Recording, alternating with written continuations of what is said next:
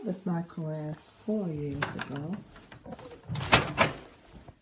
and it started to do this, probably all the paint peeling off, so you can't really clean it very well.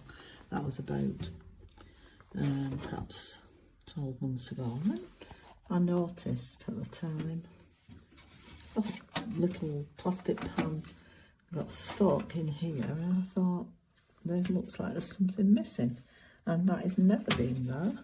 I've never had. I've looked inside. I went into Kerry's, had a look at the same model, and it has a plate on it. Just had to buy a new microwave because now it's started to really arc, and I consider it dangerous. So there we go. Wait.